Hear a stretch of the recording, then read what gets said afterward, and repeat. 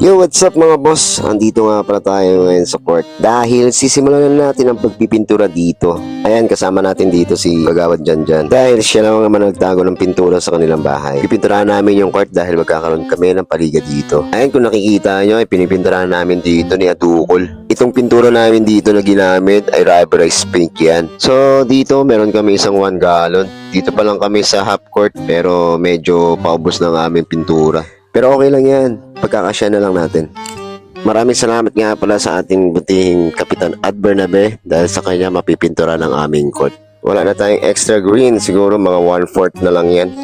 So dito sinimulan na nga ni Boss Jove ng pagpipintura ng green dito sa kabilang half court. Medyo malabno yung green natin dito kasi nalagayan natin yan ng lacquer thinner. At dito sa kabilang court, meron naman tayong pinipinturahan na lining, which is yung lining ng pre-throw. So ang bida ng ating pagpipintura dyan ay si Kevin at si Boss Jove ng Sunrise. Maraming salamat sa inyo mga boss. At habang nagpipintura ang ating mga bida, ay meron naman ditong isang engineer na nanonood lang sa ating mga bida para magpintura. You know, ilag po siya sa camera, you know? Kasama din natin dito si Brad RJ. At syempre, ang inyong lingkod, pinipinturahan ko nga pala dito yung lining. Ito nga pala yung lining ng outside. So, medyo kinakatingyan natin dyan para medyo magpantay naman yung lining. Gabi ko itong plinanong pinturahan yung court para hindi mainit. Mahirap kaya magpintura ng tirik ang araw. Naranasan ko na kaya magpintura ng court ng tirik ang araw. Sobrang init talaga. So nandito naman yung ating engineer Jimboy. Medyo magaling din siya sa paghagod ng brush kaya pantay din ang pagkakadali niya dito sa ating 3 points. Pangaya sa camera nung binibidyon ko eh. Ayan, samahan na naman natin dito si Brad Eddie Boy. Napakahusay din magpintura. Magaling din talaga yung pagka-brush stroke niya. So yung pinipintura niya dito, yung lining ng volleyball natin. So dito, kasama natin dito halos lahat ng mga taga-Sunrise, no? Para magtulong-tulong pintura ng ating court. So dito may diskarte dito sa Boss Jove na yung sinisipat niya, mata-mata, oh. Kasama din natin dito si Brad Ansis at si Mike. Kung napapansin nyo, nakasuot ng frat shirt si Brad Ansis ng Acro. Yan ay pinagkaloob ni Congressman Brian Yamsuan. Maraming salamat po, Congressman. Sa parting ito, meron tayong medyo kulitan.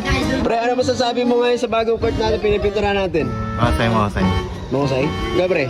Mahusay pre. Paano husay? Kasing husay ni Edward. Eh, tita, ano masasabi nyo? Solid to. Solid Brad, solid. Tang inang isipin mo, tingnan mo yung mag-champion nagpipintura. Nakakatampo. Kailangan pa tumulong bago mag-champion. Ikaw, Mau? Kasali ka ba dito? Hindi. Starter pa. Hindi rin ako sali ka po. Ano masasabi mo dito sa bagong court natin? Bagong pintura na. Apakin ko! Ano na, no? Apakin ko! Apakin ko. Boss, turo mo kung kanino ka nagpapalala. Ano nga pala to, Nate? Wala na tayong tinulong sa court, lang gulog pa yung anak.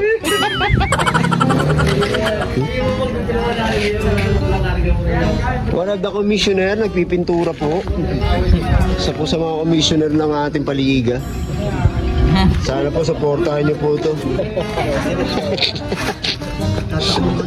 Tatakbong kagawad sa susunod na eleksyon. Magawad pa lang naman eh. Ito pala, magawad balong. Teka. Tara, ito yung malakas dito, mamera eh. Dapat i-vlog mo yung mga restano. Ito yung malakas mamera dito sa Cortoyo, wala na itulong. Bakit man naman pawak ng brush eh. Joel, sana nakaturo ng mga dance step mo. Yun!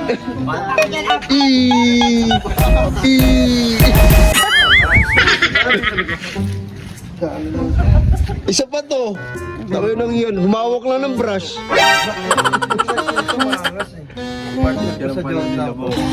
Yo, shout out sa'yo. Puro ka na ng pakalog sa mga above mo na dancer. Napalag mo naman niya sa tropa. Sana pakalog mo naman dito sa tropang malayo. O di yung pinay ka na ng boss. Boss, huwag may cut yan ah. Boss, huwag may cut yan ah. Puta na ulan lang pala ito, boss. Boss, huwag may cut yan. Gusto namin mapanood yan mamaya ah. Gusto namin mapanood yan. Shout out sa naka-aircon yun, no? Luging-luging kayo, boss. Ito, bigyan kita ng mga pang-poster. Pre, gago, pinamasa ko sa paring dyan ah. So ito, natapos na natin yung court, napinturahan yung free throw, tsaka yung center ng court. Kinabukasan na natin gagawin. So babalikan na lang natin sa pangalawang gabi ng ating pagpipintura. So dito kasama natin si Bertman. Pawalis-walis, kala mo talaga ang daming gagawin, no? May masabi lang. Ito na nga pala yung pangalawang gabi ng ating pagpipintura. So part 2 na ito ng ating pagpipintura ng court. So ito nga pala yung pinipinturahan namin ni Jimboy ay 3 points ng kabilang court. Salubungan niya kami dito magpintura ni Jimboy. Doon kasi siya sa kabilang side, ako naman dito sa kabilang side. So para matapos na rin namin ang 3 points na to. Sa mga oras na ito, dalawa lang kasi kami ni Jimboy ang gumagawa. Kaya medyo gusto ko na matapos tong 3 points para masunod na namin pinturahan yung court, yung center ng court namin. Mahusay din talaga ang pagkakahagod dito ni Jimboy, kaya pantay din ang kanya pagpipintura. So dito kasama na natin dito si Brad Marco magpintura. Dito ginagawa ni Brad Marco, nilaliningan niya ng black yung bilog ng court natin. At syempre kasama natin dito ulit si Jimboy. Tiwala na rin ako sa paghagod dito ng Jimboy. Napakahusay din kasi magpintura. So ito yung hindi pa naman siya tapos, papakita ko lang. Medyo marami pa tayong gagawin dito. Ayan. Barangay Merville. Yan ang pinaka-logo ng ating Barangay Merville na. At ito na yung finished product natin. Pinicturean ko lang mga boss. Maraming salamat sa panonood ninyo. Thank you for watching.